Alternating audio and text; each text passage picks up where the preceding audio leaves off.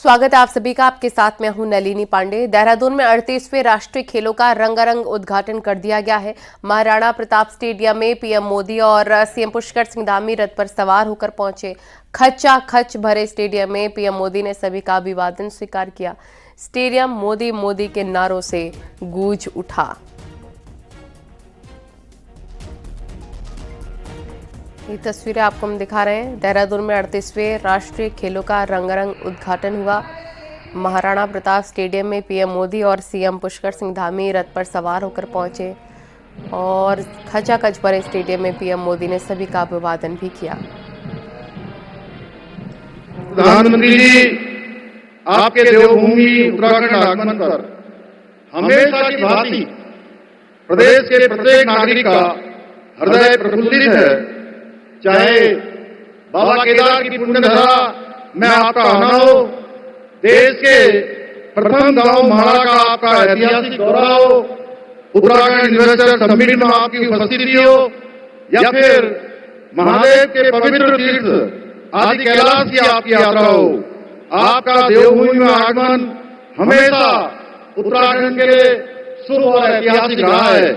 इसी क्रम में आज आपकी गरिमामयी उपस्थिति में उत्तराखंड में पहली बार राष्ट्रीय खेलों का आयोजन होने जा रहा है। आदरणीय प्रधानमंत्री जी, इस पहले 14 दिन का और अब कुल मिलाकर 17 दिन खेल महाकुंभ का आयोजन प्रदेश के विभिन्न 11 स्थानों पर आयोजित किया जा रहा है, जिसमें देश भर के 10,000 से अधिक खिलाड़ी करीब 35 खेलों में प्रतिभाग करेंगे। इसके साथ ही पर्यावरण का संरक्षण का संदेश देने के उद्देश्य से हम इस बार के राष्ट्रीय खेलों का आयोजन ग्रीन गेम्स की थीम पर कर रहे हैं। इस आयोजन में सौर ऊर्जा का व्यापक प्रयोग किया जाएगा। साथ ही पूरे आयोजन में प्लास्टिक का कम से कम उपयोग किया जाएगा। उत्तराखंड को राष्ट्रीय स्तर की इतनी महत्वपूर्ण खेल आयोजन की जिम्मेदारी देने के लिए मैं आपका प्रदेश के प्रत्येक नागरिक की ओर से हार्दिक धन्यवाद करता हूं।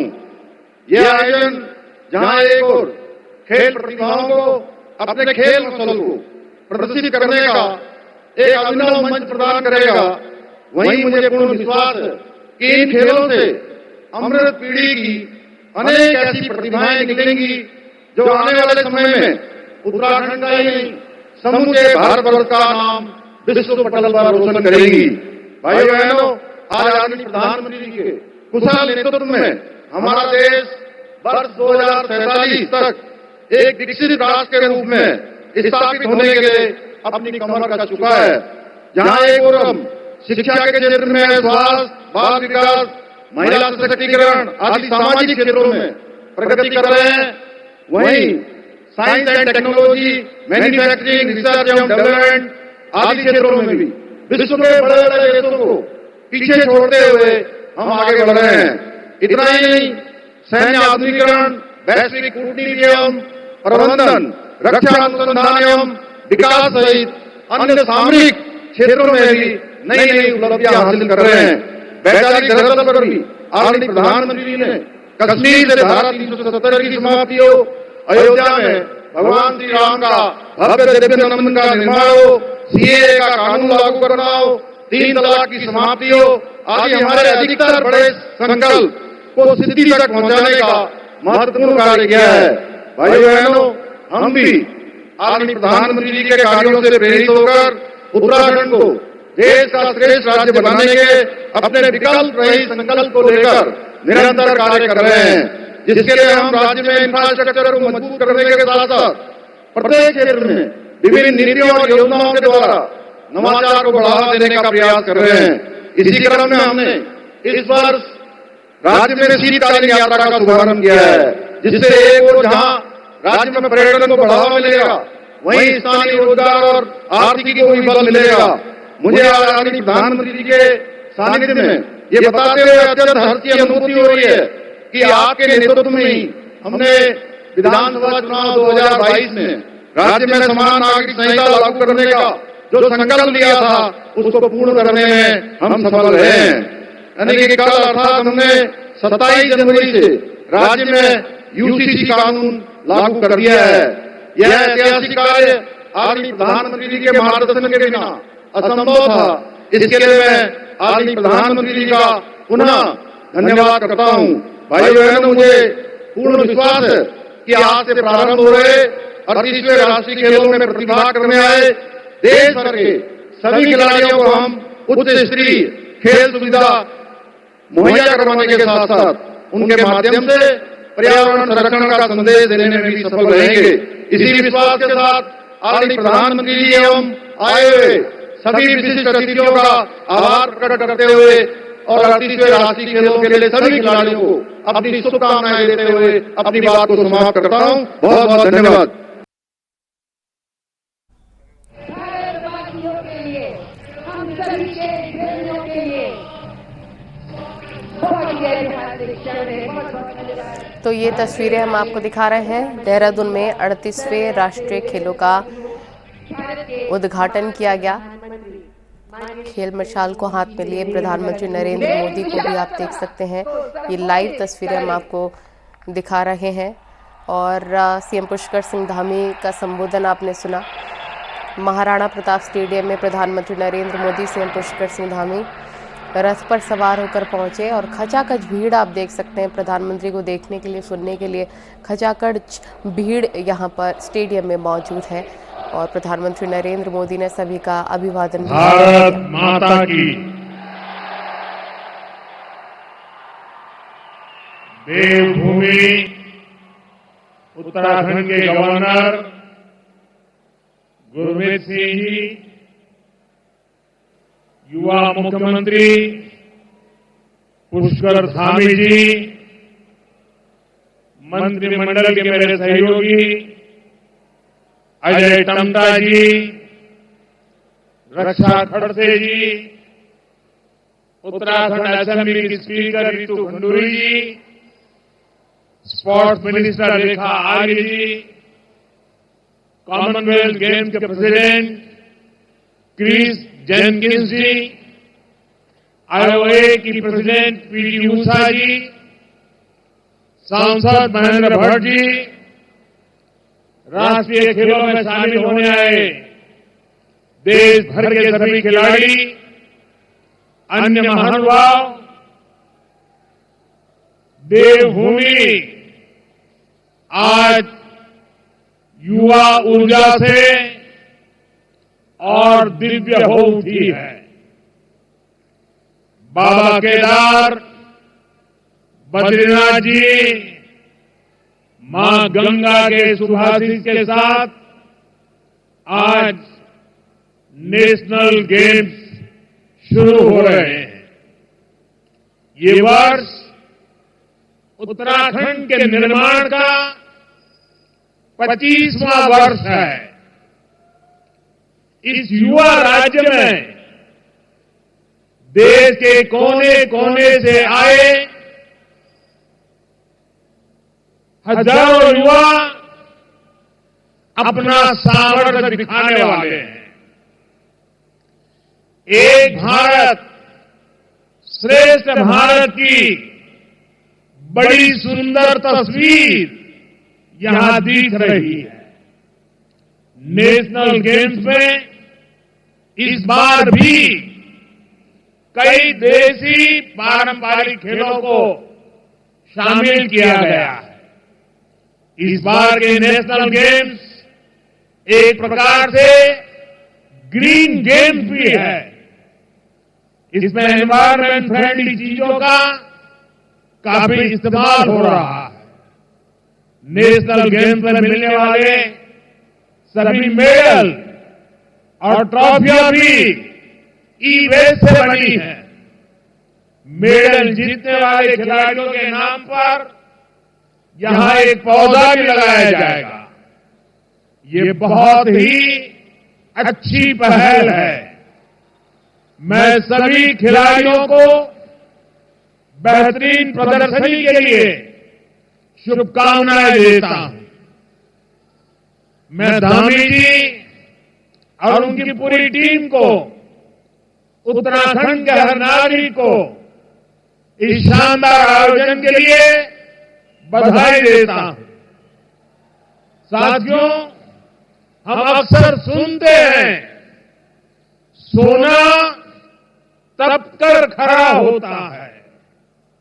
हम खिलाड़ियों के लिए भी ज्यादा से ज्यादा मौके बना रहे हैं ताकि वे अपने सामर्थ्य को और निखार सके। आज साल भर में कई टूर्नामेंट आयोजित किए जा रहे हैं। खेलो इंडिया सीरीज में कई सारे नया टूर्नामेंट जोड़े गए हैं। खेलो इंडिया यूथ गेम्स की वजह से यंग प्लेयर्स को आगे बढ़ने का मौका मिला है। यूनिवर्सिटी गेम्स यूनिवर्सिटी के स्टूडेंट्स को नए अवसर दे रहे हैं। खेलो इंडिया पैरा गेम से पैरा एथलीट की परफॉर्मेंस नए नए अचीवमेंट कर रही है। अभी कुछ दिन पहले ही लद्दाख में खेलो इंडिया विंटर गेम्स का 5वां एडिशन शुरू हो चुका है। पिछले साल ही हमने बीच गेम्स का आयोजन किया था। और साथियों, ऐसा नहीं है कि ये सारे काम सिर्फ सरकार ही करा रही है। आज भाजपा के सैकड़ों सांसद नए टैलेंट को आगे लाने के लिए अपने क्षेत्रों में सांसद खेलकूद स्पर्धा करा रहे हैं। मैं भी काशी का सांसद हूं। अगर मैं सिर्फ अपने संसदीय क्षेत्र की बात करूं तो सांसद खेल प्रतियोगिता में हर साल काशी संसदीय क्षेत्र में करीब 2.5 लाख युवाओं को खेलने का, खिलने का मौका मिल रहा है। यानी देश में खेलों का एक खूबसूरत गुलदस्ता तैयार हो गया है, जिसमें हर सीजन में फूल खिलते हैं, लगातार टूर्नामेंट होते हैं। साथियों, हम स्पोर्ट्स को भारत के सर्वांगीण विकास का एक प्रमुख माध्यम मानते हैं। जब कोई देश स्पोर्ट्स में आगे बढ़ता है तो देश की शाख भी बढ़ती है, देश का प्रोफाइल भी बढ़ता है। इसलिए आज स्पोर्ट्स को भारत के विकास से जोड़ा जा रहा है। हम इसे भारत के युवाओं के आत्मविश्वास से जोड़ रहे हैं। आज भारत दुनिया की तीसरी बड़ी आर्थिक ताकत बनने की ओर अग्रसर है। इसमें स्पोर्ट्स इकोनॉमी का बड़ा हिस्सा हो, यह हमारा प्रयास है। आप जानते हैं, किसी स्पोर्ट्स में सिर्फ एक खिलाड़ी ही नहीं खेलता, उसके पीछे एक पूरा इकोसिस्टम होता है। कोच होते हैं, ट्रेनर होते हैं, न्यूट्रिशन और फिटनेस पर ध्यान देने वाले लोग होते हैं, डॉक्टर होते हैं, इक्विपमेंट्स होते हैं। यानी इसमें सर्विस और मैन्युफैक्चरिंग दोनों के लिए स्कोप होता है। ये जो अलग अलग स्पोर्ट्स का सामान पूरी दुनिया के खिलाड़ी यूज करते हैं, भारत उनका क्वालिटी मैन्युफैक्चरर बन रहा है। यहां से मेरठ ज्यादा दूर नहीं है, वहां स्पोर्ट्स का सामान बनाने वाली 35,000 से ज्यादा छोटी बड़ी फैक्ट्रियां हैं। इनमें 3 लाख से अधिक लोग काम कर रहे हैं। ये इकोसिस्टम देश के कोने कोने में बने, आज देश इसके लिए काम कर रहा है। साथियों, कुछ समय पहले मुझे दिल्ली में अपने आवास पर ओलंपिक्स टीम से मिलने का अवसर मिला। बातचीत के दौरान एक साथी ने पीएम की नई परिभाषा बताई थी उन्होंने कहा कि देश के खिलाड़ी मुझे पीएम यानी प्राइम मिनिस्टर नहीं बल्कि परम मित्र मानते हैं।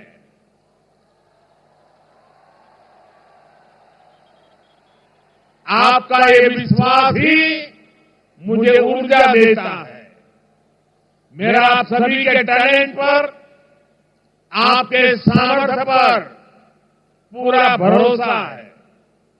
हमारी पूरी कोशिश है आपका सामर्थ्य बढ़े, आपके खेल में और निखार आए। बीते 10 सालों में देखिए, आपके टैलेंट को सपोर्ट करने पर हमने निरंतर फोकस किया। 10 साल पहले स्पोर्ट्स का जो बजट था वो आज 3 गुना से ज्यादा हो चुका है। टॉप स्कीम के तहत ही देश के दर्जनों खिलाड़ियों पर सैकड़ों करोड़ रुपए का निवेश किया जा रहा है। खेलो इंडिया प्रोग्राम के तहत देश भर में आधुनिक स्पोर्ट्स इंफ्रास्ट्रक्चर बनाया जा रहा है। आज स्कूल में भी स्पोर्ट्स को मेनस्ट्रीम किया गया है।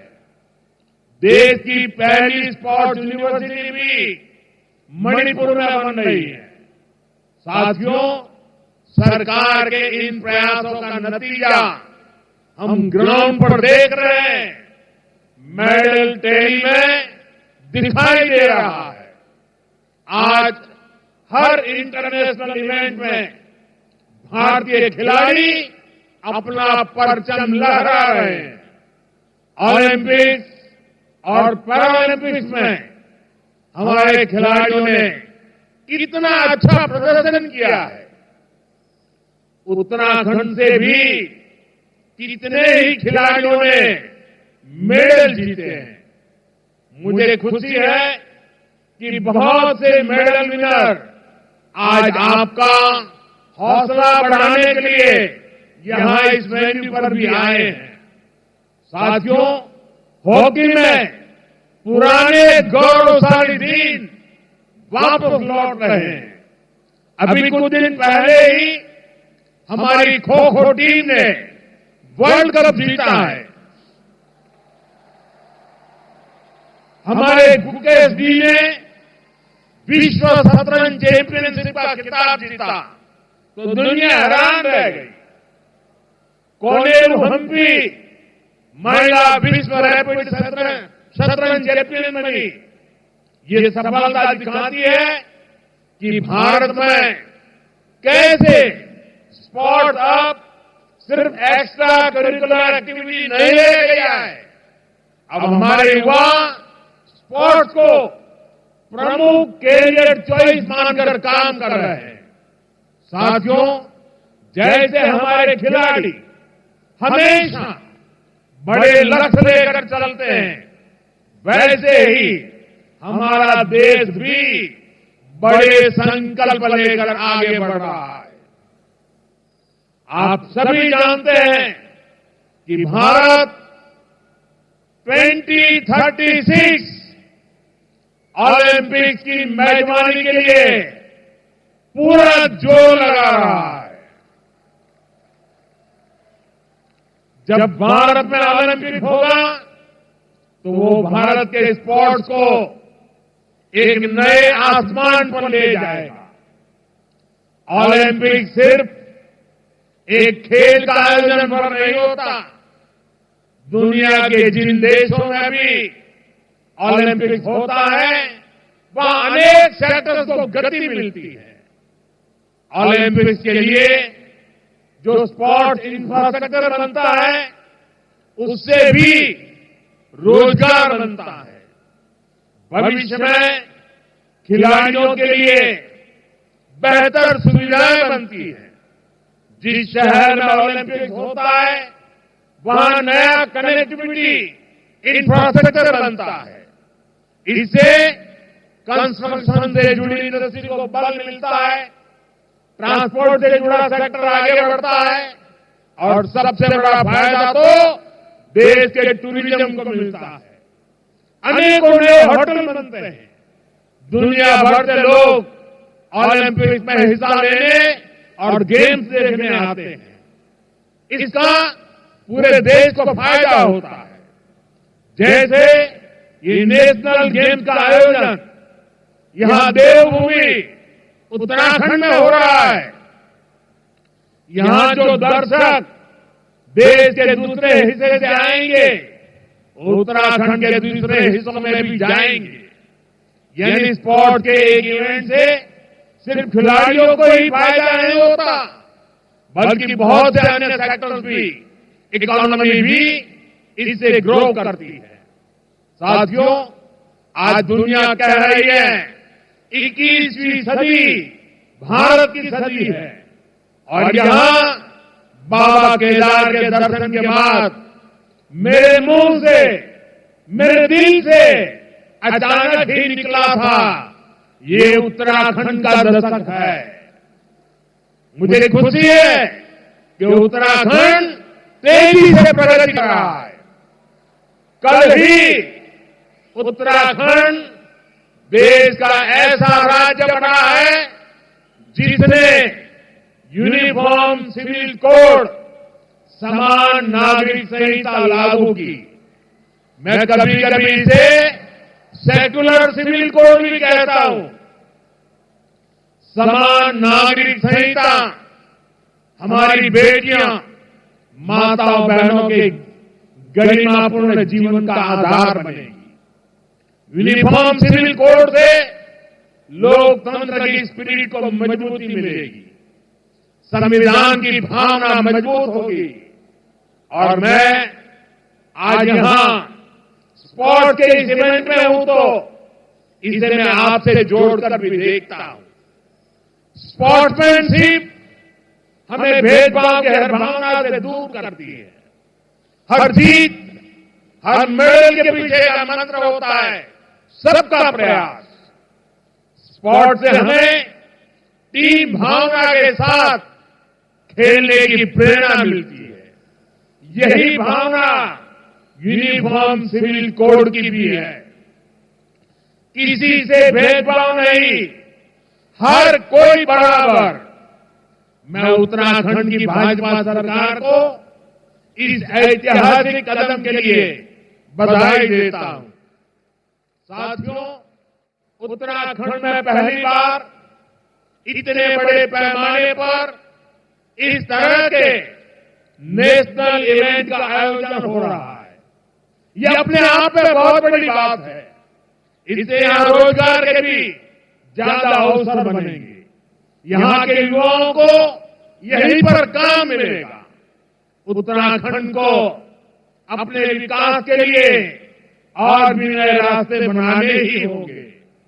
अब जैसे उत्तराखंड की अर्थव्यवस्था सिर्फ 4 धाम यात्राओं पर निर्भर नहीं रह सकती। सरकार आज सुविधाएं बढ़ाकर इन यात्राओं का आकर्षण लगातार बढ़ा रही है। हर सीजन में श्रद्धालुओं की संख्या भी नए रिकॉर्ड बना रही है। लेकिन इतना काफी नहीं है। उत्तराखंड में शीतकालीन आध्यात्मिक यात्राओं को भी प्रोत्साहित करना जरूरी है। मुझे खुशी है कि इस दिशा में भी उत्तराखंड में कुछ नए कदम उठाए गए हैं। साथियों, उत्तराखंड एक प्रकार से मेरा दूसरा घर है। मेरी भी इच्छा है कि मैं शीतकालीन यात्राओं का हिस्सा बनूं। मैं देश भर के युवाओं से भी कहूंगा कि सर्दियों में जरूर उत्तराखंड आए। तब यहां श्रद्धालुओं की संख्या भी उतनी नहीं होती। आपके लिए एडवेंचर से जुड़ी एक्टिविटी की बहुत संभावना यहां पर है। आप सभी एथलीट भी नेशनल गेम्स के बाद इनके बारे में जरूर पता करिएगा और हो सके तो देवभूमि के आतिथ्य का और ज्यादा दिनों तक आनंद उठाइएगा। साथियों, आप सभी अपने अपने राज्यों को रिप्रेजेंट करते हैं। आने वाले दिनों में आप यहां कड़ी स्पर्धा करेंगे, अनेक नेशनल रिकॉर्ड टूटेंगे, नए रिकॉर्ड बनेंगे। आप पूरे सामर्थ्य के अनुसार अपना 100% देंगे, लेकिन मेरा आपसे कुछ आग्रह भी है। ये नेशनल गेम्स सिर्फ खेल की ही स्पर्धा नहीं है, ये एक भारत श्रेष्ठ भारत का भी एक मजबूत मंच है। ये भारत की विविधता को सेलिब्रेट करने का आयोजन है। आप कोशिश करें आपके मेडल में भारत की एकता और श्रेष्ठता की चमक भी नजर आए। आप यहां से देश के अलग अलग राज्यों की भाषा, खान पान, गीत संगीत की बेहतर जानकारी लेकर जाए। मेरा एक आग्रह स्वच्छता को लेकर भी है। देवभूमि के निवासियों के प्रयासों से उत्तराखंड प्लास्टिक मुक्त बनने की दिशा में काफी मेहनत कर रहा है, आगे बढ़ने का प्रयास कर रहा है। प्लास्टिक मुक्त उत्तराखंड का संकल्प आपके सहयोग के बिना पूरा नहीं हो सकता। इस अभियान को सफल बनाने में जरूर अपना योगदान दें। साथियों, आप सभी फिटनेस का महत्व समझते हैं, इसलिए मैं आज एक ऐसी चुनौती की बात भी करना चाहता हूं जो बहुत जरूरी है। आंकड़े कहते हैं कि हमारे देश में ओबेसिटी की, मोटापे की समस्या तेजी से बढ़ रही है। देश का हर एज ग्रुप और युवा भी इससे बुरी तरह से प्रभावित हो रहे हैं। और ये चिंता की बात इसलिए भी है क्योंकि ओबेसिटी, मोटापे की वजह से डायबिटीज, हार्ट डिजीज जैसी बीमारियों का रिस्क बढ़ रहा है। मुझे संतोष है कि आज देश फिट इंडिया मूवमेंट के माध्यम से फिटनेस और हेल्दी लाइफस्टाइल के लिए जागरूक हो रहा है। ये नेशनल गेम्स भी हमें ये सिखाते हैं कि फिजिकल एक्टिविटी, डिसिप्लिन और बैलेंस लाइफ कितनी जरूरी है। आज मैं देशवासियों से कहूंगा, दो चीजों पर जरूर फोकस करें। ये दो चीजें एक्सरसाइज और डाइट से जुड़ी है। हर दिन थोड़ा सा समय निकालकर एक्सरसाइज जरूर करिए। टहलने से लेकर वर्कआउट करने तक जो भी संभव हो अवश्य कीजिए। दूसरा ये कि अपनी डाइट पर फोकस कीजिए। बैलेंस इंटेक पर आपका फोकस हो और खाना न्यूट्रिशियस हो, पौष्टिक हो। एक और चीज हो सकती है, अपने खाने में अनहेल्दी फैट, तेल को थोड़ा कम करें। अब जैसे हमारे सामान्य घरों में महीने की शुरुआत में राशन आता है, अब तक अगर आप हर महीने 2 लीटर खाने का तेल घर लाते थे तो इसमें कम से कम 10% की कटौती करिए। हम हर दिन जितना तेल यूज करते हैं उसको 10% कम करें। ये ओबेसिटी से बचने के कुछ रास्ते हमें खोजने पड़ेंगे। एक ऐसे छोटे छोटे कदम उठाने से आपकी हेल्थ में बहुत बड़ा चेंज आ सकता है। और यही तो हमारे बड़े बुजुर्ग करते थे। वो ताजी चीजें, नेचुरल चीजें, बैलेंस मील खाते थे। एक स्वस्थ तन ही स्वस्थ मन और स्वस्थ राष्ट्र का निर्माण कर सकता है। मैं राज्य सरकारों, स्कूलों, ऑफिसों और कम्युनिटी लीडर से भी कहूंगा कि वो उसे लेकर जागरूकता फैलाए। आप सभी को तो बहुत सारा प्रैक्टिकल एक्सपीरियंस है। मैं चाहता हूं कि आप सही न्यूट्रिशन की जानकारी निरंतर लोगों तक पहुंचाए। आइए हम सब मिलकर एक फिट इंडिया बनाएं। इसी आह्वान के साथ साथियों, वैसे मेरा दायित्व होता है नेशनल गेम्स की शुरुआत करवाने का, लेकिन मैं आज आप सबको जोड़ करके करना चाहता हूं। तो इस गेम के शुभारंभ के लिए आप अपने मोबाइल के फ्लैश लाइट चालू कीजिए। आप सब अपने मोबाइल के फ्लैश लाइट चालू कीजिए। सबके मोबाइल के फ्लैश लाइट चालू हो। आप सबके मोबाइल के फ्लैश लाइट चालू हो। आप सबके साथ मिलकर मैं 38वें नेशनल गेम की शुरुआत की घोषणा करता हूं। एक बार फिर आप सभी को बहुत बहुत शुभकामनाएं। धन्यवाद।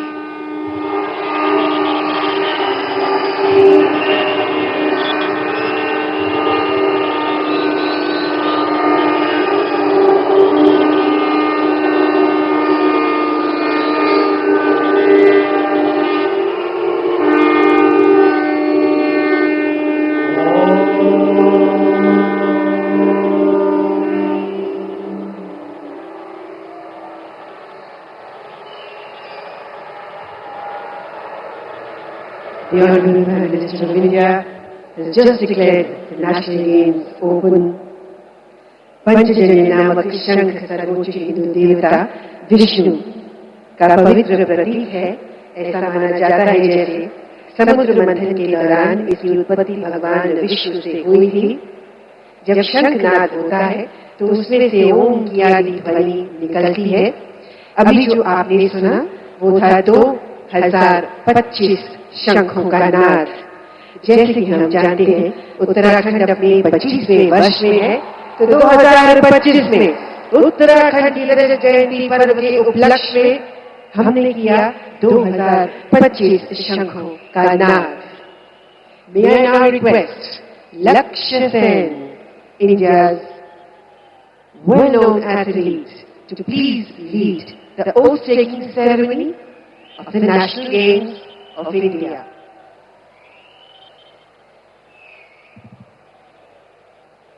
In the name of all competitors, I promise that we will take part in the National Games, respecting and abiding by the rules which govern them, in the true spirit of sportsmanship, for the glory of sports and the honor of our dreams. Thank you. हम सबको शुभकामनाएं।